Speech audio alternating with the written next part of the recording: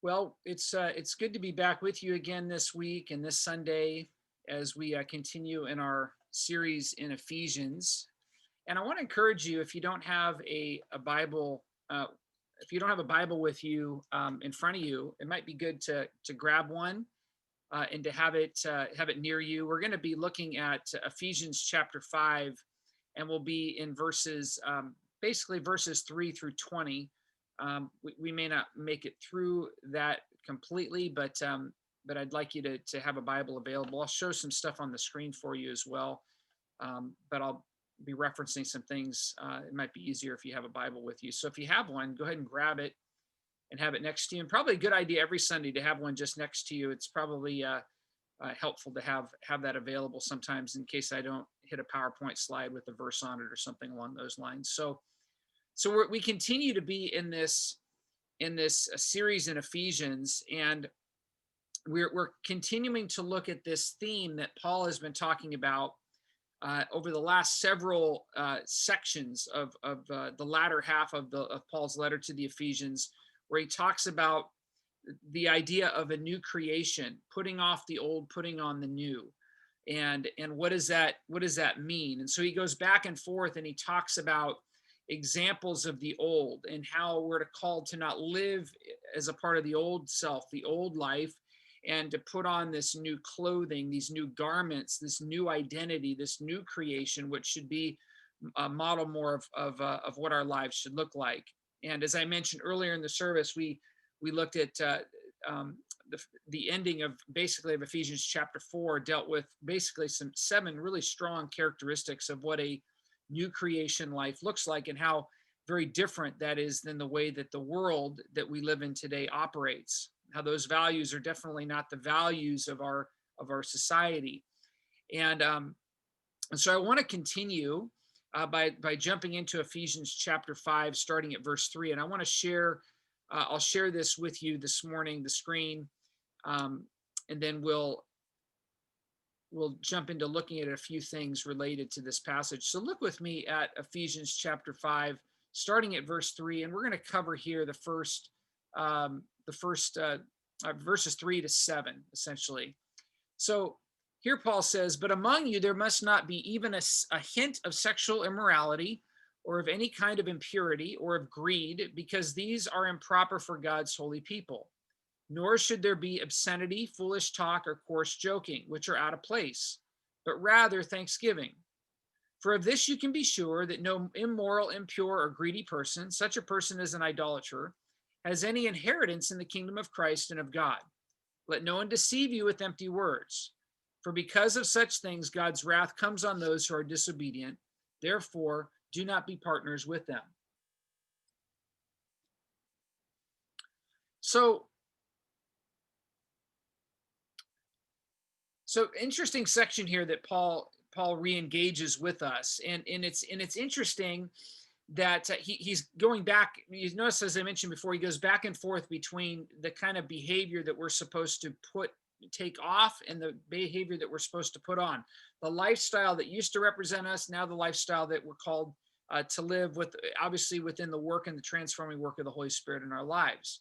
And if you notice, Paul actually, the concepts of sexual immorality and greed come back up in this teaching again, as they did several weeks ago. We looked at this in chapter 4. So back then he talked about sexual immorality and greed, and then he went on to talk about new creation life, the new creation life and what it looks like. And now he comes back to this theme again, where he talks about sexual immorality and greed. And so again, just briefly, I don't want to cover this, go into this too much, because we dealt with a lot of this last time, but just to give a general overview, what Paul is dealing with here when he talks about, he's really dealing with these themes of sexual immorality and greed in the course of all the things that he's really talking about here, beyond just using those words.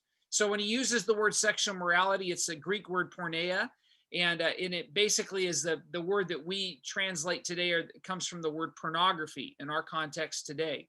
And so this word likely in the New Testament world dealt with prostitution that was going on. It can also refer to fornication. So some sort of a sexual commitment or connection with another person outside of a commitment related to marriage is what that word would refer to. Impurity is another word that's used here. And this word also carries with it that sense of outside of marriage sexual interaction, and outside of that commitment of marriage. We might translate that today. In our context today, we use the terms old fashioned because it seems so out of date or out of touch. Um, Unfortunately, what we miss, and I just was talking with a mentor of mine several weeks ago, and he was sharing some conversations that he was having with a college couple that he was mentoring, and he just made a very profound statement in terms of talking about the concept of sexual morality. And a lot of times we look at that in our context today and we talk about how that's such an old-fashioned thing for the church to talk about or for the Bible to talk about. It's not realistic for people to save themselves in this context. And really the heart of what's going on here is not a way that God's trying to deprive us of a great gift that he has given us, but the reality that that sexual involvement with another person actually binds you to that person. It's a very unique creative design element of God. And so when we don't honor that in the context of a marital relationship, then there's it's functioning in a way outside of the way God created it, because God desired for that marital relationship to be a fully binding unity between two people. And so it's hard to do that, right, when you're giving yourself away in a sexual fashion to multiple people in multiple different contexts. And so again, this is God's ideal. This is, and we know that many of us, we fall short of God's ideal. And so in many ways, right, there's much grace and there's much mercy, and the hope and the love of Jesus is able to work in some powerful ways in our lives and bring forgiveness and restoration and healing to us based on the choices that we maybe have made in the past. And he also can encourage us, obviously, to make wise choices into the future as well, which is part of what Paul is going to get at in this passage. He also talks about greed. Again, we talked about this before, but I think that greed is not just a first century, when this was written, problem. I mean, I think in America, you can look at this and say so much of what goes on in our world today is motivated by greed. I was just watching last night a movie called Dark Waters, and it was a movie that basically exposed. It was a chronicling of the history of this big civil action lawsuit that occurred against DuPont in West Virginia, and due to them finding chemicals being released into the water, and people were dying and getting sick and getting cancer. And according to the movie, DuPont knew about this, and yet they just hid it. They hid it because it basically would destroy their economic well-being as a company. And so we have this concept of money making, this concept of capitalism that's a part of the heartbeat of our country, that in many ways becomes a god to us as people. And it becomes a god to individuals, to companies, to corporations, obviously to the government, all kinds of spheres of influence in our world. And so greed is a demonic thing. It is something that is very destructive. It is antithetical to the very heart of God, who is a God of compassion and generosity and giving and sacrifice, completely opposite of what a lifestyle of greed, which is basically self-centered, accumulate, hoard more, do more, skews our moral values for the sake of gaining more for ourselves for whatever reason, and then pushing other people to the side. And so Jesus, as we talked about a couple of weeks ago, had tremendous words to say about greed and money. That it was a catastrophic, has a catastrophic effect on the human soul, has a catastrophic effect on our relationship with other people, and our relationship and our allegiance and our loyalties to God.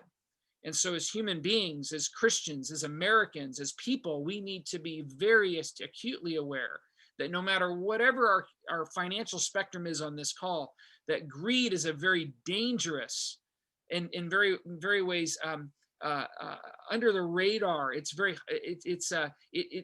interweaves itself into our lives in ways that we're not even aware. And it's not just greed for money, it's greed for possessions, It's greed for more comfort. It's greed for more choices. I mean, greed has a way to satiate us with more desire to accumulate more for ourselves.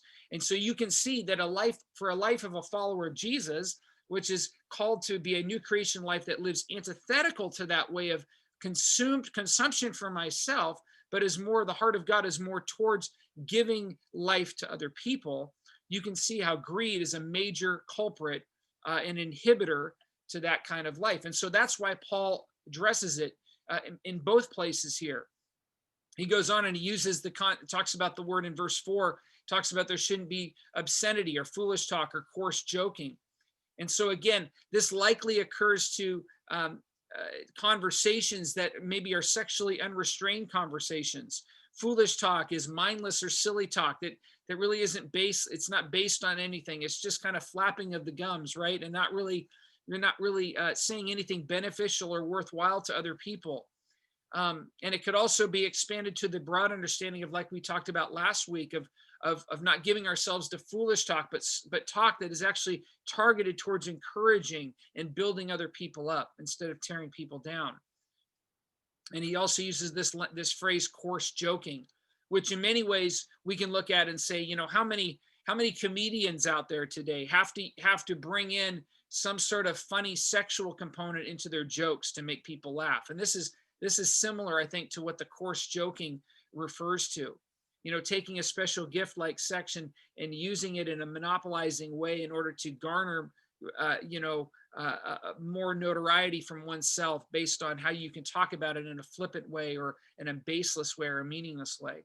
But I want to focus now as he talks about these are the things that should not consume or should not be a part of how we operate as people. Notice what he says back, and I'll go back here and share this with you for just a moment. The screen, the verse. Notice what he says there at in verse 4. And you won't see the verses here on the screen. But if you notice up here where it says, nor should there be obscenity, foolish talk, coarse joking, which are out of place. But look at this small, rather this phrase that's not easily grasped. And that is, he uses this phrase and says, but rather thanksgiving. Rather thanksgiving. That's a very profound phrase that he throws in there. That's small and seemingly meaningless, kind of in the scope of all the other words that he's using here. But he talks about living lives of thanksgiving. And so if you think about what we talked about with greed, right? Greed fuels all kinds of selfish behavior. And we see that it's well visible in our world today. It's well visible in our own lives and our own choices today. And so a selfish-based behavior are behaviors that are focused on greedy ways of operation. We want more. I never have enough. And so Paul says that instead of living in this way, we should live as people with a spirit and a lifestyle of thanksgiving.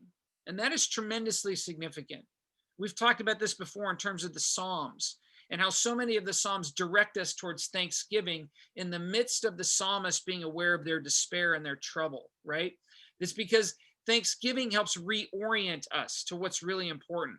Thanksgiving helps us come back and look at our situation, look at our lives, look at what we've been blessed with and given, and it can give us hope and encouragement and allow us to liven our spirits to a place of thanksgiving and joy and praise to God, even in the midst of tough circumstances. Because it's so easy for us to focus on the negative, or so easy to focus on what's discouraging us in that moment. And so Paul says, rather give yourself to a lifestyle of thanksgiving. So instead of living an idolatrous life, live a life that is live a life that is honoring, sacrificial, and thankful for what we have and what we've been blessed with. And so an attitude of thanksgiving can extend to every aspect of our lives. We're to be thankful for our relationships, thankful for our bodies that God has given us, thankful for the place that we stay, for the vehicles that we may have. Thankful for the money that we may have in our bank account, thankful for the flowers that we see, for the sunshine, thankful for some semblance maybe of decent health at this time. Things could always, for everybody on this call, things could be worse for us right now in a health ways than they are right now. And so we're thankful for where we are right now. and thankful for this moment of time that we're in. Another way to look at this is it's commonly believed in our world today, that in the values of our world, we've heard these phrases used before, that the values of the kingdom of this world would be things like money, sex, and power, right? Those are the big three that seem to kind of come up. What are the values of the world? Money, sex, and power. And they're all self-driven, right? They're all selfish based. They're all greed oriented. And so if those are values of an old creation, then we can look at their opposites, right? Logically, we can look at their opposites to see the values of a new creation. So look at this with me. Whoops. So in a world that focuses on sexual unrestraint, we are called to the values of purity and commitment to one another. In a world system that's focused on the gaining and accumulating of more money and more possessions, we are called to live a life that is opposite of that. New creation people live a life of sacrifice and giving. You see this? People in the world, the value of the world of gaining more power, rising on the corporate ladder, getting more notoriety, having more followers on Instagram or Facebook or Snapchat or any other social media, Twitter, any of that stuff, like, and assuming high offices, whether it's be in government or in corporations and companies or even in churches, right? Even among maybe peer groups, whatever it may be, instead of a value of gaining more of our sense of value and identity based on how important we may appear and how powerful we may appear to the world around us, we are called to an antithetical value to that, which is the value of submission. That we're called to sacrifice, we're called to die, we're called to give our lives away, as Jesus modeled, obviously, for us. And a great passage for that, obviously, is Philippians chapter 2, where Jesus has the opportunity, right, and the ability, based on who he is, all the rights and the privileges of who he is as the Son of God, to demand, to demand everything, to demand power, to demand allegiance. And yet he willingly makes himself nothing, takes the form of a slave or a servant, and he subjects himself to other people in order to show us, not only to achieve the plan of God and salvation, but to show us what our lives are to look like today. And so these are kingdom values, the values of the world: money, sex, and power. Kingdom values: purity and commitment, sacrificial living and giving, and submission to other people, right? Those are definitely upside down values in the kingdom of the world that we live in, yet they are kingdom values. And so then Paul continues. Look with me here how he continues in this section. He goes on in verse 8 and he says, "For you were once in darkness, but now you are light in the Lord. Live as children of the light. For the fruit of the light consists in all goodness, righteousness, and truth. And find out what pleases the Lord. Have nothing to do with the fruitless deeds of darkness, but rather expose them. It is shameful even to mention what the disobedient do in secret. But everything exposed by the light becomes visible, and everything that is illuminated becomes a light. That is why it is said, 'Wake up, sleeper, rise from the dead, and Christ will shine on you.'" Now, I love in this section here, I love the lightness, the light and the dark metaphors, right? Isn't that great picture? Light and dark is used all over the scriptures in so many different ways. And this is another example of that. It's interesting if you think about it. Why is it that the woods, think about that, we don't live in necessarily in a wooded area here in the Bay Area. But in other parts of the country, right? When you're living with a lot of trees and especially at this time of year when all the leaves and the trees are gone, right? And it looks eerie and dark and why is it that the woods during the daytime can look so beautiful and safe? It's safe to travel through and to go explore. And yet at night, they create a terror and a fear. There's a sense of we don't know what's lurking out there. We're afraid to venture into the woods. How many would say, yeah, I'll go walk into the woods, at 3:00 in the morning with my flashlight? You probably have reoccurring images of some horror movie that you saw and said, nope, I can see where this could go, right? And that's because the absence of light reduces our ability to know what's going on around us, what's happening. And so evil doesn't thrive in light. Evil lives in darkness and does its destruction in darkness. And so the parallels of light and darkness here are amazing, because Paul says that we were once not only living in darkness, but he says we were darkness ourselves. So our identity was darkness. We were separated from God. We were alienated. We were walking and living in darkness. And we're not only being controlled by darkness, but we were using it to destroy ourselves and other people. And now Paul says that due to our new creation status, he says that we are now light. So our identity has changed. So we're no longer living in and embodying darkness in our bodies, but we are now light. And so again, what are the fruits of the fruits and the deeds of darkness? So we've talked about them, right? In terms of what he's just talked about. He's talked about futility and thinking and living. He's talked about greed. He's talked about sexual unrestraint. He's talked about selfish living.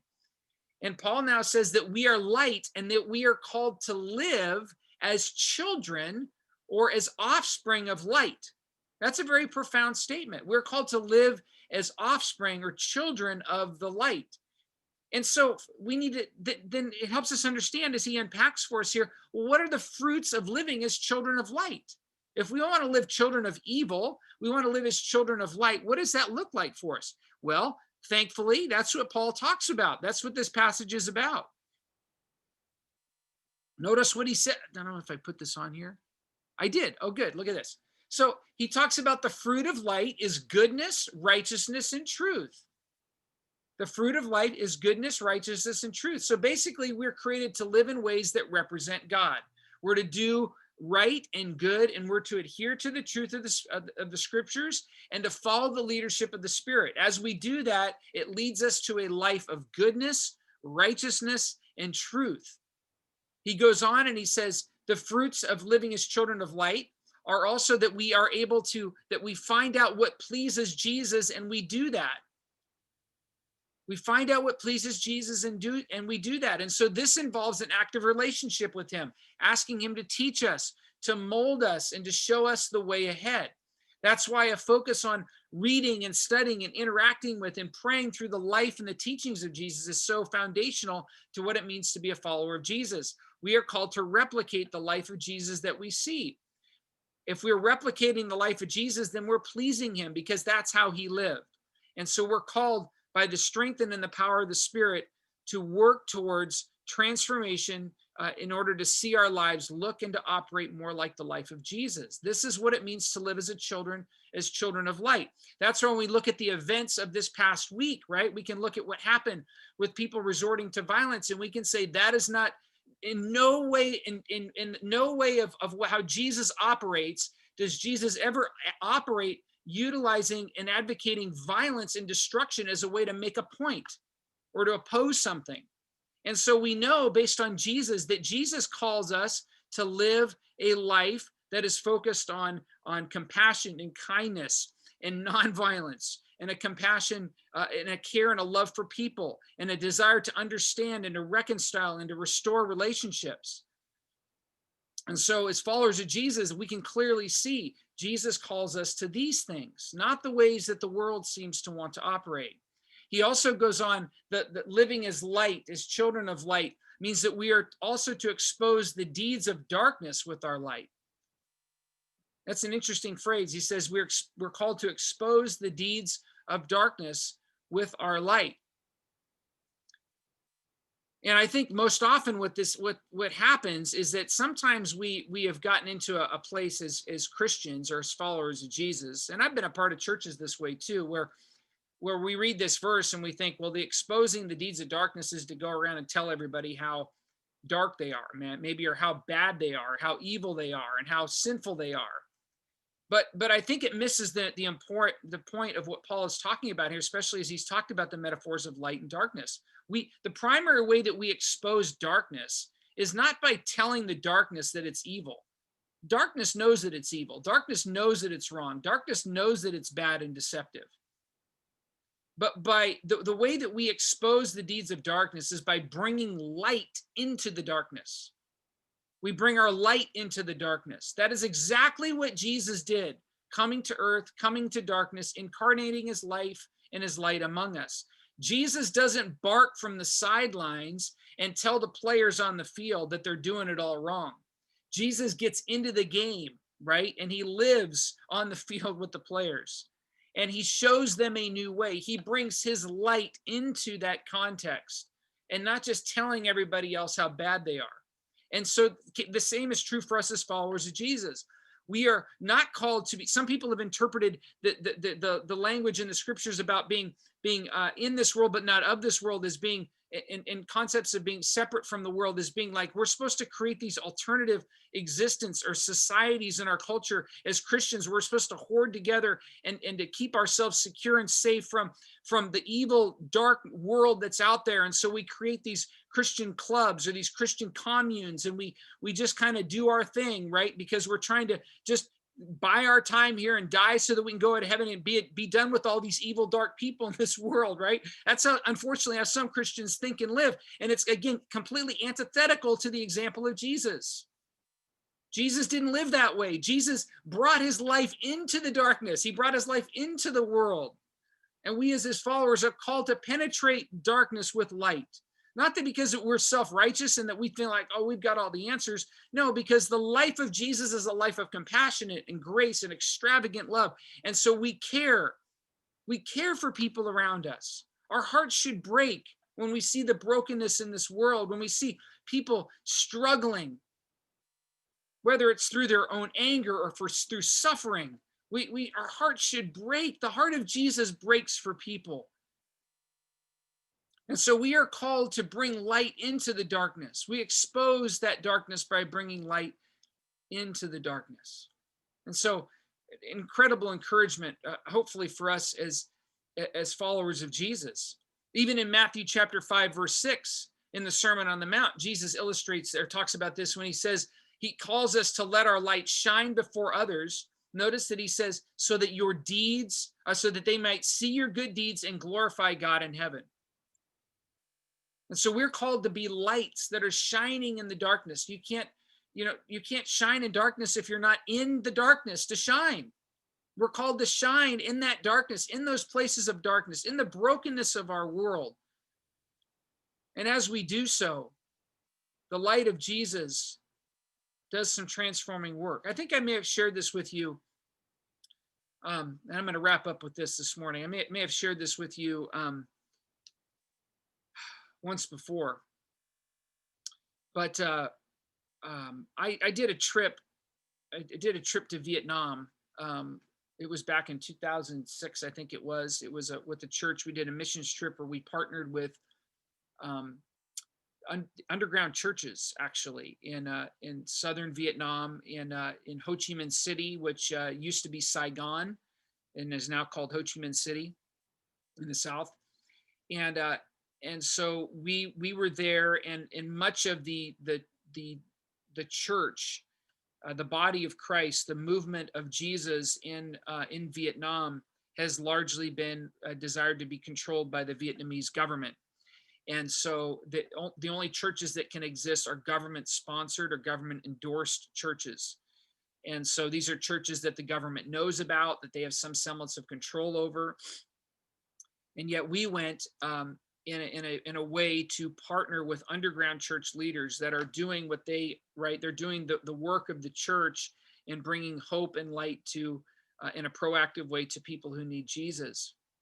And so we went to several different underground church meetings, which was got some interesting stories with that in terms of being followed by the government, and it's kind of crazy, a little scary in some ways. But I remember one experience that I had when I was in Vietnam, where we took a bus. A group of us took a bus to an outskirt area of Saigon, and we went to this college campus. And much of our time when we were there had been involved with working with underground church leaders, and then we would also we would go with them, and we would go to college campuses. And we would engage conversations with college students and ask them questions about about their faith and what if they had a faith and did they believe in a God or what God did they believe in. And so we would use that as an opportunity to talk about Jesus if they were willing to want to have a discussion about that. And so we went out to the outskirts, and I still remember getting off the bus in this place, and there was a deep and a dark heaviness in that area that I sensed in my spirit. It was very polluted, very, very smoggy, very unhealthy, um, and obviously in a very impoverished area. And we went up to this campus in this school, and I told the team that I was leading at that time. I said, let's do our prayer walk. And so we would prayer walk. Typically, we would prayer walk a campus, and basically what we would do is we would walk. I'm sorry, we would. Let me back up. We didn't prayer walk. We would walk a campus, and we would seek to engage students and try to have conversations. And so we attempted to do that at this particular campus. And at other campuses, we'd had a lot of success. Like a lot of Vietnamese students wanted to talk to Americans, and so it was, they wanted to practice English with us. And so it was it was easy to have conversations because people wanted to talk. And yet this place that we went to, our team dispersed and we went around to these different places and we tried to engage conversations with Vietnamese students, and nobody wanted to talk to us. There was just a sense of like, and almost like disdain. What are you doing here? Like, we don't even want you here. Like, go away. Like, it was that kind of sense of hostility, and which was unusual for us in terms of what our experience had been. And so I brought our team back together. We reconvened after a half hour, 45 minutes, and everybody shared their experiences about, man, nobody this is what's going on. And I just had a sense that at that time, I said, you know what, there is a deep spirit of oppression going on here, unlike we've seen in other places. And I told everybody, I says, what I want you to do is I want you to get off and I want you to prayer walk the campus. I don't want you to talk to anybody, but I want you just to walk, and I want you to talk to Jesus, and I want you to ask the Spirit to help you see what he wants you to see. And I want you to pay attention to people. And as you see a person, just pray for them in your spirit, and ask the Spirit of God if there's an opportunity for conversation that they might come up and talk with you or something along those lines. So we reverted obviously back to where we should have started, which was with prayer and prayer walking, as opposed to our tactic, which was to just go up and start talking to people. So we learned from our mistakes and we went back to prayer. And I'll tell you, we did this for a little bit of time. And I remember my personal experience as I was prayer walking. And as I was prayer walking, the Spirit of God gave me this vision in my head that, yes, Darren, this place is very, very dark. And I just had this image of darkness, this a blank slate of darkness in my mind. And then it was like the Spirit of God said, now look in that darkness. Do you see that tiny little pin prick of light in that darkness? And I could see in my mind's eye this darkness and a tiny little dot of light in the darkness, such so that it was no longer completely dark, but light existed, although it was very, very small. And Jesus said, I am here. I am here in the darkness. It was so profound. And so I thank God and I praise Jesus for that being able to see that. And I was very hopeful in that context. And no sooner had I had that image that I walked back to a location outside of a classroom, and I had a translator with me, and I sat down at this bench, and there was another Vietnamese student that came over and sat in front of me and immediately engaged us in conversation. What are you guys doing here? Like, what's this all about? And And we had an opportunity to engage in conversation about beliefs, talked about Jesus, and my translator, I kind of did a little bit of sharing, and then my translator took over, translator was one of the underground church members. They took over in that conversation. And I had no idea. They talked for 10 minutes or so. I'm sitting there only an English speaker. I have no idea what's being said. And I look over at the translator when the conversation's over, and I said, what just happened? And he said, well, that gentleman right there just decided that he wants to follow Jesus, and he wants to come and be a part of the underground church that we're starting that's near this area. And so I was completely floored and encouraged by that, because Jesus showed me and showed us in that place that in the midst of darkness, light prevails. Like, there's always hope. Jesus is always present everywhere, even if that is a dim light. As we submit ourselves to the light in the midst of the darkness, that light grows stronger and bigger, and we are able to be agents of light, agents of transformation as the Spirit of God works and moves in us. And so I think that's an example of what Paul is getting at here when he uses this analogy of light and darkness. And so with that, I think I'm going to wrap up this today, the message today. I have more, but we'll continue with that starting at verse 15 next Sunday. So let me say a prayer as we wrap up this time together. Jesus, we thank you for being our leader. Thank you for being the one that is in charge. Thank you for being the one that's in charge of our lives, the one who leads this great kingdom, this subversive kingdom that is built on the values of unconditional, compassionate, sacrificial love. We thank you that that your light is present in this world, even in the midst of very dark places and during very dark and hopeless times. Your light is present, that you are not absent, that you are not, out there in some distant universe that's only observable by the Hubble telescope and just unknown to us, but that you have chosen to reside with us, that you are here with us on planet Earth, that your spirit works and moves in this place and is working and moving in our lives, transforming us and growing us to look and to live more like you. And your spirit is continuing to want to do it, his work in the lives of people that are in darkness. And so we know that you care about us. We know that you care about people. We know that you desire that people would follow you and to find their hope and their significance and their strength in you. And so would you help us as your people, as your church, to bleed with those same hearts? Would you lead us away from the values of this world that are so polarizing and divisive and hateful and destructive? And would you lead us in your ways? Help us to be agents of change and hope and healing and justice and compassion and care and love for people, the way you modeled for us. And in doing so, we know that your light will shine. As we submit ourselves to you, your light will shine through us. And we pray this and we submit ourselves to you in Jesus' name. Amen.